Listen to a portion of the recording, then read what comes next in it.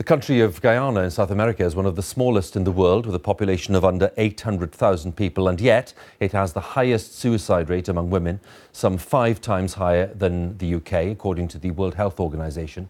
Our reporter Tiffany Sweeney reports now from the capital, Georgetown, on the scale of the problem there and the latest initiatives to tackle it. From the lush greenery of its countryside to its vibrant capital, Georgetown, it's a place of beauty and colour. But below the surface, there's a darker undercurrent. Underlying all of this is a cultural acceptance that suicide is part of Guyana.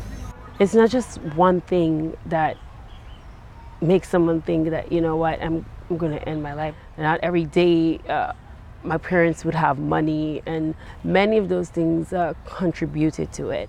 And it was seeing her parents find it difficult to feed her family that led to Lisa's depression and trying to take her own life at the age of 14. Yeah, I felt as though, they were struggling a lot, and I wanted to do more and to help them, and I felt like if I was out of the equation, then things would be much better. Good morning. But Lisa is here today because one teacher encouraged her to talk. She won Miss Guyana and used her platform to set up POTS, Prevention of Teenage Suicide. I would take back everything back. Lisa shares her story of how she became a singer and a model. It's her way of inspiring young people. After the discussion, 5 school children wanted to talk. About things that happen. I'm always in school. I never like to let people know my feelings.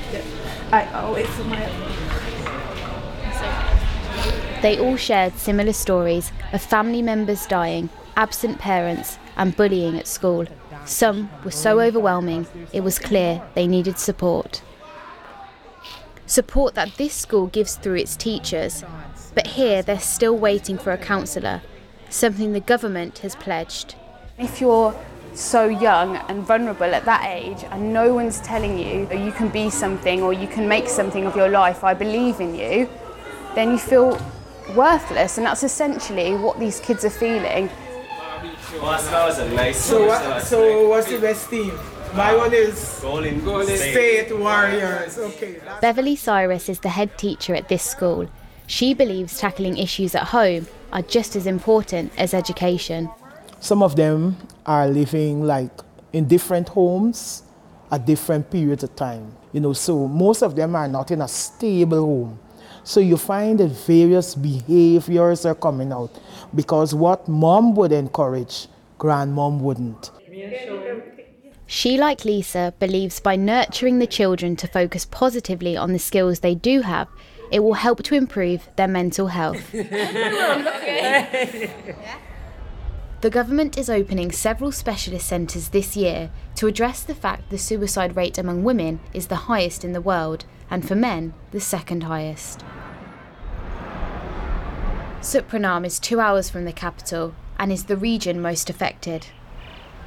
The hospital here says one of their main issues is the negative way in which suicide is commonly discussed. You hear it sitting in a car, it's discussed, it's laughed at, it's like an everyday conversation.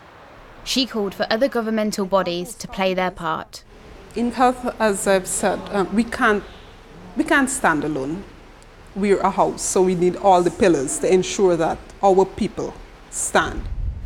The authorities are trying to find a way out, but it will take a cultural shift to change the conversation surrounding mental health to one that will change the tide in a positive direction.